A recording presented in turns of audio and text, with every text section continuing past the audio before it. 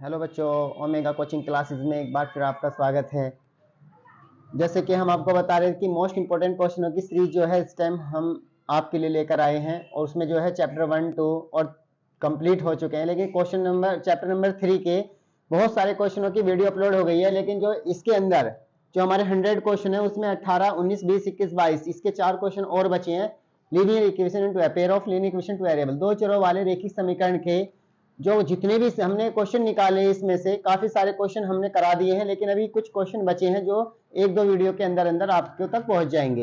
ये पेपर हमारा यूट्यूब पर भी अपलोड हुआ है, आप वहां पे जाके भी चेक कर सकते हैं। इसमें 100 प्लस क्वेश्चन है, तो ये जब आप इसे जाके सोल्व करेंगे या देखेंगे तो वहां पे आप इसे स्क्रीनशॉट कर सकते हैं या इन क्वेश्चनों को देख सकते हैं, या हमारे यहाँ पर कोचिंग पर ऑफलाइन आकर जो है ले सकते हैं हमसे। अगर किसी को रिक्वायरमेंट है इन क्वेश्चनों की तो हमारे ओमेगा क्लासेस 1270 पर आकर जो है ना ऑफलाइन भी आप ले सकते हैं हमसे। ये जो है 100 प्लस क्वेश्चंस हैं, आप आसानी से इन्हें देख सकते हैं। ये 100 प्लस मोस्ट इंपोर्टेंट क्वेश्चन है। तो मैं आपको दिखा चुका हूं कि क्वेश्चन नंबर 18 हमारा इसके अकॉर्डिंग जो हमारी मोस्ट इंपोर्टेंट क्वेश्चनों की जो सीरीज है उसके अकॉर्डिंग 18वां क्वेश्चन आज हम करेंगे। चलते हैं बोर्ड की तरफ। एक्सरसाइज यानी क्लास 4 है इसकी, इस चैप्टर की, चैप्टर नंबर 3 की क्लास 4 है और यहाँ पे class 10 most important question chapter number 3 और ये हमारा ओमेगा क्लासेस 1270। तो क्वेश्चन नंबर 18 जो है हमने डिस्प्ले कर रखा है यहाँ पे। तो कह रहा के किस मान के लिए, के किस मान के लिए, लेकिन यहाँ पे जो इक्वेशन है वो अभी आपके पास नहीं है। तो मैं वो इक्वेशन आपको दे देता हूँ। कौन कौन सी इक्वेशन है वो है आपके पास के एक्स, आगे इसमें प्लस 3y और इसके बाद माइनस ब्रैकेट में हो जाएगा के माइनस 3 और इक्वल्स टू में 0 कॉमा लगा के, दूसरा आपका 12x और इसके बाद प्लस के वाई और माइनस का के इक्वल टू में 0। ये पहला क्वेश्चन है। इसी का आपका सेकंड पार्ट भी यहाँ पे है हमारे पास, 4x प्लस 3y और इक्वल टू 7 और जो यहाँ पे है हमारे पास के प्लस 2 और इंटू में x प्लस यहाँ पे हमारे पास है के माइनस 1 इंटू में y और इक्वल टू 2k और ये हो जाएगा प्लस 1। ये है। तो इस तरीके से हम पहले क्वेश्चन की तरफ चलते हैं। हमारा पहला क्वेश्चन है यहाँ पे जो आपकी नजरों के सामने भी है, आप इसे अच्छे से देख भी रहे हैं। क्वेश्चन है के एक्स प्लस 3y माइनस के माइनस 3 ब्रैकेट में है इक्वल टू 0, इक्वेशन नंबर 1 है। और दूसरी जो इक्वेशन है वो 12x प्लस के वाई माइनस का के इक्वल टू 0, ये हमारी इक्वेशन 2 है। और मैंने आपको बताया कि जो इसका कंपैरिजन हम करते हैं वो a1x plus b1y plus c1 equals to 0 से करते हैं। और दूसरे का जो कंपैरिजन करते हैं हम a2x plus b2y plus c2 equals to 0 से करते हैं। सबसे पहले आप यहाँ पे क्या निकालिए, a1, पहला a1 हो जाएगा तो हो जाएगा हमारा k, फिर आप यहाँ से यहाँ चेक करेंगे तो हो जाएगा b1 की जगह यहाँ पे रखा हुआ 3 और फिर लास्ट में हम आप यहाँ पे लेंगे c1, तो c1 की वैल्यू आएगी माइनस में लेना है पूरा क्योंकि माइनस में k माइनस 3।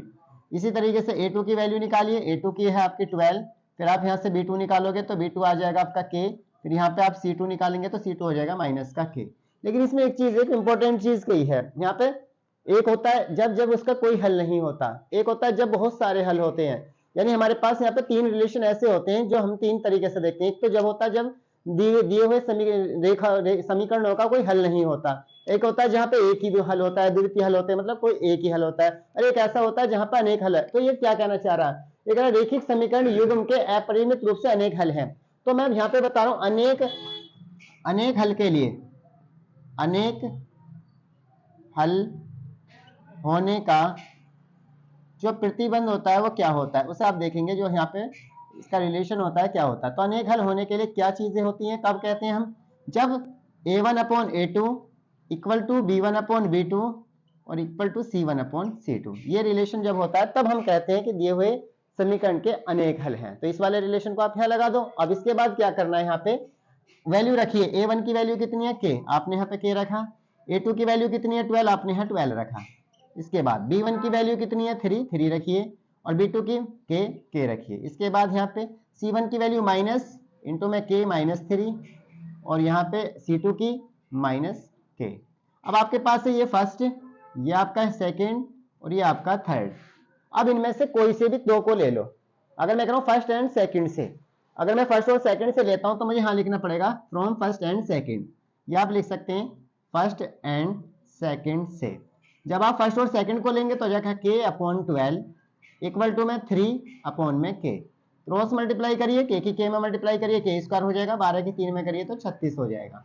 अब आपको बहुत अच्छे से मालूम है, जब अगर यहाँ के निकालने लगे तो के बराबर हो जाएगा plus minus square root of 36। तो 36 का स्क्वायर रूट कितना होता है, प्लस माइनस 6। तो वो जो के की वैल्यू है या तो प्लस का 6 होगी या माइनस का 6 होगी, हम उस के की वैल्यू को दोनों की तरह पुट कर सकते हैं। अब आप कहेंगे जी मैंने फर्स्ट और सेकंड को क्यों लिया, आप इनमें से किन्हीं दो को लेके जो है इस रिलेशन से के की वैल्यू निकाल सकते हैं। तो आपने लिया फर्स्ट और सेकंड को लिया, आप सेकंड और थर्ड को भी ले सकते थे, इक्वेशन बनती तब भी आपका निकलता। तो फर्स्ट सेकंड थर्ड, फर्स्ट और सेकंड को लेने के बाद आपने जब फर्स्ट और सेकंड से लिया तो आपको फर्स्ट ये होगा के अपॉन 12 और सेकंड होगा 3 अपॉन के की के में मल्टीप्लाई, के स्क्वायर 12 के 3 में हो गया 36। अब जब हम यहाँ के निकालेंगे तो के इक्वल टू हो जाएगा स्क्वायर रूट ऑफ 36। तो plus minus square root of 36, 36 का स्क्वायर रूट आपको मालूम है 6 होता है। तो जो के की वैल्यू है, जो ये के नजर आ रहा है जहां जहां के है वहां पे आप प्लस का 6 भी रख सकते हैं और माइनस का 6 भी रख सकते हैं। तो इसका पहला पार्ट तो हमने कर लिया, सेकंड पार्ट भी हम देखेंगे। सेकंड पार्ट की तरफ चलते हैं, सेकंड पार्ट क्या कह रहा है।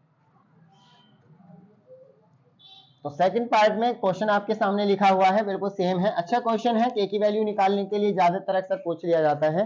तो आप इसमें सेकंड क्वेश्चन में क्या देखना चाह रहे हैं, सेकंड क्वेश्चन को भी देखिए। आप यहाँ पे सोल्व करेंगे तो ये हो जाएगा आपके पास 4x प्लस 3y, अब ये इक्वल टू 7 है तो इसे -7 इक्वल टू करके 0 कर लेना ऐसे, क्योंकि इक्वेशन बन जाएगी, फिर कंपैरिजन भी आप आसानी से कर सकते हैं। तो हो जाएगा k प्लस 2 इंटू में x हो गया, यहाँ पे प्लस k माइनस 1 इंटू में y हो गया, सारे को उठा के इधर ले आओ तो माइनस का होकर 2k प्लस 1 जो है ब्रैकेट में चला जाएगा और इक्वल्स टू 0। अब आपको बहुत अच्छे से मालूम है कि अगर मैं a1 कंपैरिजन करता हूं तो पहली इक्वेशन का कंपैरिजन जो होगा वो a1x plus b1y plus c1 equal to 0 से होगा। दूसरे का जो कंपैरिजन होगा वो a2x plus b2y plus c2 equal to 0 से होगा। तो आप यहाँ पे आसानी से अगर मैं बात करता हूँ a1 क्या होगा, तो a1 की वैल्यू आपकी 4 होगी, मैंने कहा b1 की वैल्यू 3 होगी, मैं कह रहा हूँ यहाँ पे c1 कितना होगा, तो c1 की जो वैल्यू होगी वो माइनस का 7 होगी, माइनस का 7। अब इसके बाद यहाँ से a2 निकाल रहा हूँ तो a2 की वैल्यू कितनी होगी, k प्लस 2। अगर फिर यहाँ से मैं कह रहा हूँ b2 कितना होगा, तो b2 जो कोफिशिएंट y का जो कोफिशिएंट है वही b2 होता है, y का जो कोफिशिएंट है वही b होता है, इसलिए आप कंफ्यूज ना हो कि b c कहाँ से आ रहा है। c2 क्या होता है, जो हमारी कांस्टेंट वैल्यू होती है वही हमारी c होती है, तो c की वैल्यू हमारी ये आ गई। अब हमारे पास a1 भी आ गया, b1 भी आ गया, c1 भी आ गया, हमारे पास a2 भी आ गया, b2 भी आ गया, c2 भी आ गया। अब हम क्या कर रहे हैं, वो कह रहा है अनेक हल होने का प्रतिबंध क्या होता है। आप जानते हैं अनेक हल होने का, अगर किसी भी समीकरण के अनेक हल हैं, अनेक हल होने का जो प्रतिबंध है वो क्या होगा, बहुत अच्छे से आपको मालूम है।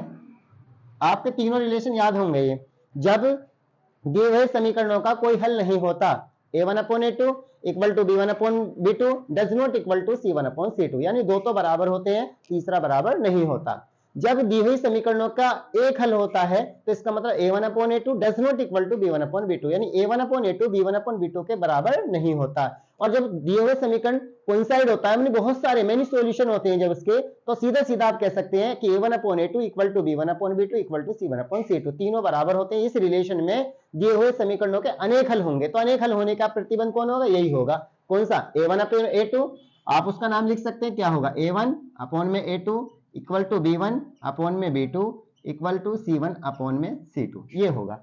और अगर मैं कह दूं इसे डज नॉट इक्वल कर दूं तो फिर इसका कोई सॉल्यूशन, नो सॉल्यूशन, क्यों, क्योंकि ये दोनों रेखाएं परस्पर समांतर हो जाएंगी, और जब दी हुई रेखाएं परस्पर समांतर होती हैं तो उन रेखाओं का कोई भी सॉल्यूशन नहीं होता। और जब दी हुई रेखाएं एक बिंदु पर प्रतिच्छेद करती है, यानी a1 upon a2 does not equal to b1 upon b2, तो दी हुई समीकरणों का अद्वितीय हल होते हैं। अद्वितीय हल का मतलब एक हल होता है। और अगर इस तरीके का रिलेशन बन रहा है तो आपको मेनी सॉल्यूशन के लिए आता है, इससे कोइंसाइड बोलते हैं, एक लाइन के ऊपर दूसरी लाइन, जब एक लाइन दूसरी लाइन के ऊपर होगी तो समझ लेना वो मेनी टाइम उसको काटेगी, जब वो मेनी टाइम उसको काटेगी तो मेनी टाइम इसके सॉल्यूशन आएंगे। तो अब आप यहाँ पे सोल्व करिए, a1 की वैल्यू कितनी है आपकी 4, अपॉन में रखिए, और यहाँ पे k प्लस 2, इसके बाद नेक्स्ट आइए b1 की वैल्यू यहाँ पे 3 रखिए, 3 upon k minus 1 equal to, यहाँ पे आप आइए माइनस के 7 अपॉन में नीचे आइए माइनस का 2k प्लस 1, ये अब वही 1, इसे फर्स्ट कह दो, इसको सेकंड और इसको थर्ड। मैं कह रहा हूं यहाँ पे फर्स्ट एंड सेकंड से, फिर वही मैंने कहा फर्स्ट और सेकंड से ही। तो फर्स्ट है मेरा 4 अपॉन में k plus 2 equal to 3 upon k minus 1, cross multiply मैंने यहाँ पे करी तो मैं कह रहा हूँ 4 इंटू के माइनस वन, 4 इंटू के माइनस वन इक्वल टू में 3 इंटू इसकी मल्टीप्लाई इधर हो जाएगी तो हो जाएगा के प्लस 2। अब आप इसे बहुत आसानी से समझ सकते हैं। देखो क्या करना, अंदर मल्टीप्लाई करनी, 4 की के में करेंगे तो हो जाएगा 4k और माइनस 4 की फिर 1 में मल्टीप्लाई करेंगे तो आ जाएगा 4 इक्वल टू 3 की के में करेंगे तो हो जाएगा 3k प्लस और 3 की 2 में करेंगे तो हो जाएगा 6। 3k को इधर ले आओ तो हो जाएगा 4k माइनस का 3k इक्वल टू हो जाएगा 6 और माइनस का 4 इधर आके प्लस का 4 और 3k में से 4k में से 3k जाएंगे तो k बचेगा, 6 में 4 प्लस कर देंगे तो 10 हो जाएगा। तो जो k की वैल्यू होगी वो बेटा 10 होगी। कितनी होगी यहाँ पे 10। तो यहाँ पे ओनली k की जगह 10 ही आएगा, k की जगह क्या आएगा ओनली 10 ही आएगा, 10 के अलावा नहीं हुआ। पिछले वाले क्वेश्चन में प्लस माइनस 6 आ रहा था तो k की वैल्यू प्लस 6 भी हो सकती थी और माइनस 6 भी हो सकती थी, लेकिन यहाँ पे k ओनली पॉजिटिव वैल्यू के साथ आ रहा है तो इसलिए आप कह सकते हैं k का मान जो होगा यहाँ पे केवल और केवल 10 ही होगा। लास्ट क्वेश्चन में आपका प्लस माइनस 6 आया था तो वहां पे k की वैल्यू प्लस 6 भी हो सकती है और माइनस 6 भी हो सकती है, बट यहाँ पे जो k की वैल्यू होगी ओनली और ओनली आपकी 10 ही होगी, तो k का मान यहाँ पे 10 होगा। तो यानी जहां पे मिसिंग कर रखा, जहां पे इन्होंने k रख रखा, वहां पे ओनली क्या दिखाई देगा, k की जगह आपको 10 नजर आएगा। इस तरीके से हम यहाँ पे k की वैल्यू को निकाल सकते हैं। बहुत सिंपल है k की वैल्यू को निकालना।